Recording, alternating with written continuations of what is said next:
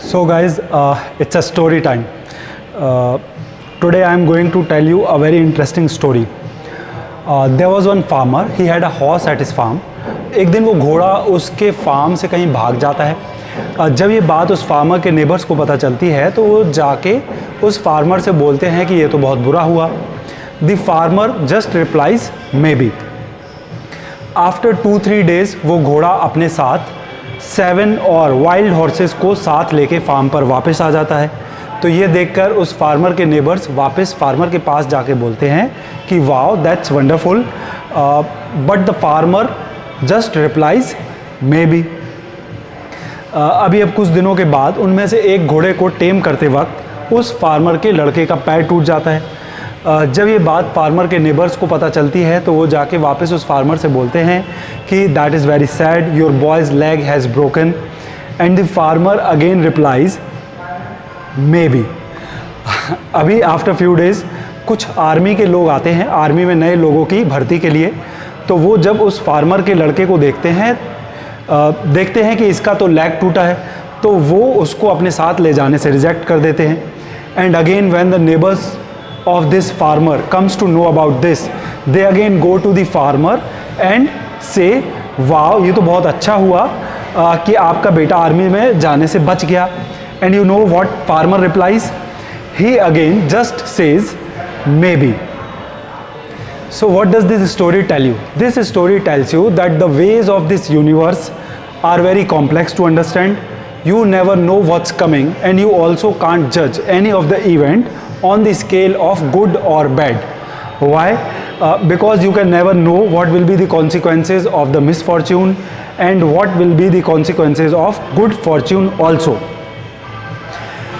इसलिए बहुत ज़्यादा ओवर थिंकिंग करना, बहुत ज़्यादा अपने ब्रेन पर प्रेशर लेने का कोई मतलब नहीं है।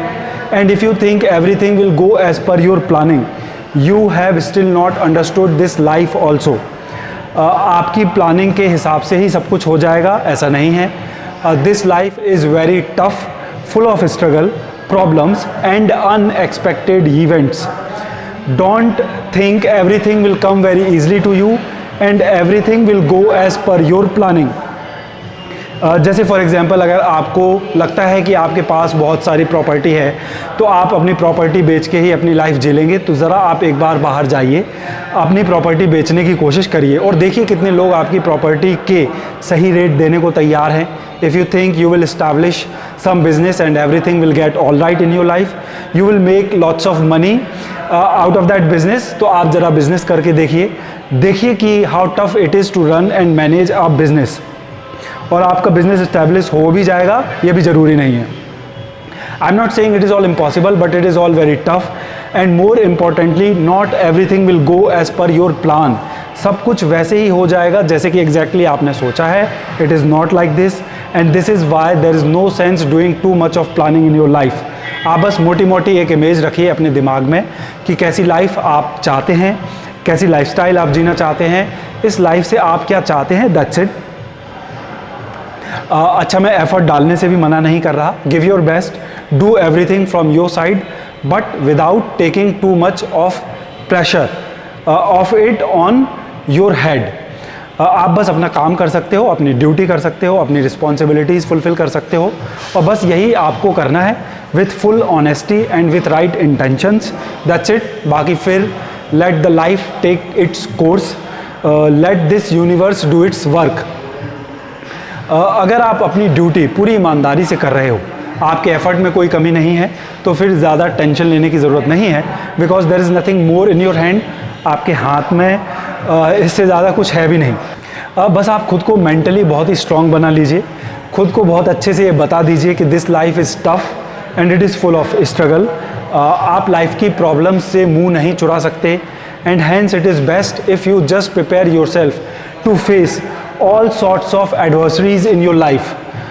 When you wake up in the morning every day, tell yourself that today I am going to be stronger and I am going to face all the challenges and problems that will come before me very sensibly, strongly and smartly.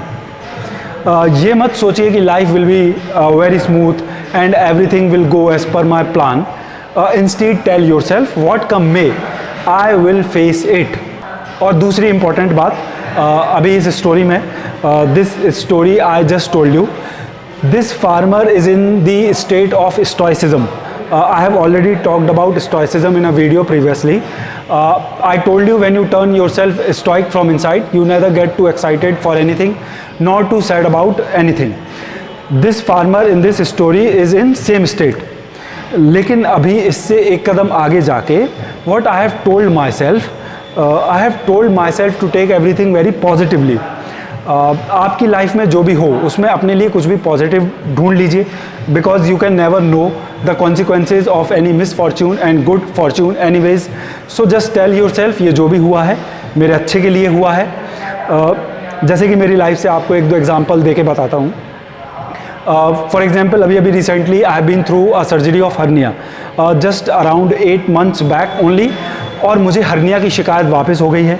तो अब या तो मैं इस बात को लेकर depression में जा सकता हूँ, या फिर I can take some lessons out of this event, this situation that has occurred in my life. जैसे because of recurrence of hernia I did a little research on it, on hernia, on supporter, gym में supporter पहनने को लेकर. And what I have found in my research is quite interesting actually.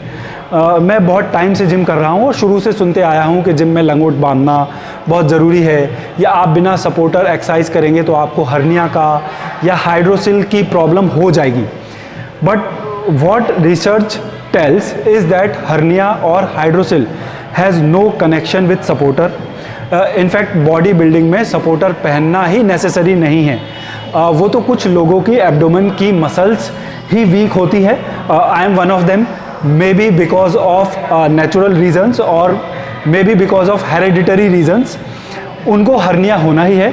Supporter या लंगोट से कुछ फ़र्क नहीं पड़ता. इनफैक्ट अगर आप ज़्यादा लंबे टाइम तक टाइट सपोर्टर बांधेंगे तो आपको स्पर्म काउंट की प्रॉब्लम हो जाएगी. It will reduce your sperm count. तो मेन बात, ना मेरा हर्निया रियकर होता, ना मैं रिसर्च करता, और ना मुझे ये इंटरेस्टिंग इन्फॉर्मेशन पता चलती. तो ऐसे ही in my life I keep on taking everything very positively. जैसे एक एग्जांपल और शेयर करता हूँ. I run a cafe. अब वैसे तो cafe runs decently, but still it doesn't run the way I expected it when I was opening it. It's running below that expectation. अब मैं वापस डिप्रेशन में जा सकता हूँ इस बात को लेकर.